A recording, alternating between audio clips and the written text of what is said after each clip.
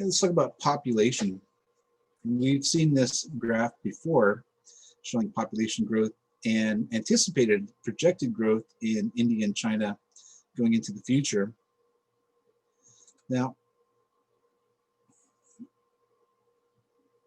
if you look at this weird graph, this kind of moving one, will kind of show you how that changed over time. So you had kind of the natural growth that was occurring. Then you had this kind of weird, kind of funky thing happening. That happened because in the late 1970s, China tried to slow down population growth with a one-child per family policy. It only applied to the Han Chinese, which is the big majority ethnic group in the country.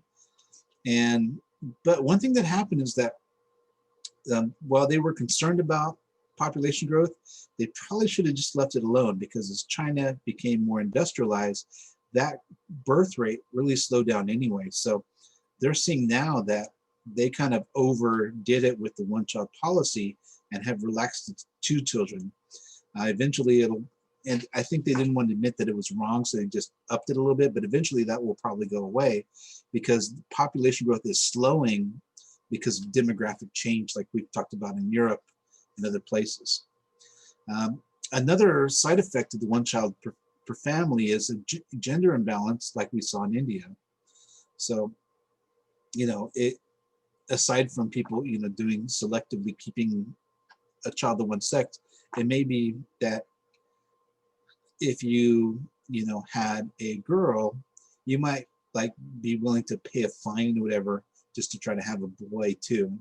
But if you had a boy, you might just not pay the fine to try to have another child that was a girl. So like with India, there's the same sort of gender imbalance, different cultures, and different cultural reasons, but a similar pattern. Now, when it comes to the demographic transition, Japan is in really poor shape because, like Europe, it is a very industrialized economy. Unlike Europe, though, it doesn't have a history of migration. Very homogeneous, 99-point-something% of the country are ethnic Japanese, and it has one of the lowest birth rates in the world. So it has a shrinking population and the lowest population growth rate in East Asia. You can see its pyramid is very slim on the bottom with children. It's a very old, it's a very aging and older population. These are a little old, but I think they kind of show this well. A little out of date, but so the problem isn't just a shrinking population, it's where the population is shrinking. So the total is going to shrink over time. But where it's going to shrink is the working age population. Where it's not going to shrink is the retired older population. So eventually you're going to have a population with too many people who are retired, not working, compared to how many people are working. And that is difficult because the working population really has to support through their taxes and in other ways the older population who need the social support to be in retirement and have be taken care of in their older age. And by the way, if you are listening to the lecture, I have a trick question in the homework. So if you bothered to get this far, I'm letting you know. There's a question where I ask about why Japan's population is expected to grow rapidly. Truth is, it's not. It's shrinking and expected to shrink rapidly in the future. And let's finish talking about Japan. This is a plate tectonic map. And it's hard to see Japan here because Japan is covered by all these plate boundaries. Let's zoom in a little closer to that. It's part of the North American plate, Eurasian plate, Pacific plate. A bunch of tectonic plates converge on Japan. And so Japan has a whole lot of earthquakes, volcanoes. It's a very tectonically active country.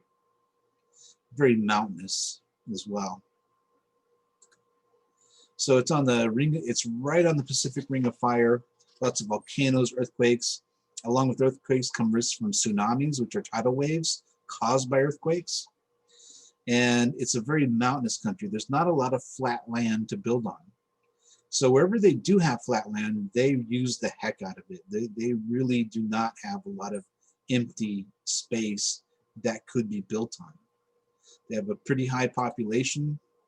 and they build intensely on wherever they can. So this is Tokyo Bay, showing the city of Tokyo, which is the largest city in the world, kind of really just entrenched in wherever that building can take place. Again, Tokyo, in Japan, is the largest urban area in the world, and it's a it's a conurbation of Tokyo and its surrounding urban areas. This is showing the largest cities, still out of date, but just relative size. You have Tokyo. Another thing I'll point out, you have Jakarta, Southeast Asia, Delhi, South Asia, Seoul, which is going to be in Korea, we'll talk about, Manila, Southeast Asia, Shanghai in China, Karachi, which is in South Asia, Pakistan. And you got to go pretty far down the list till you find a non-Asian country because of the massive growth of urban areas in Asia.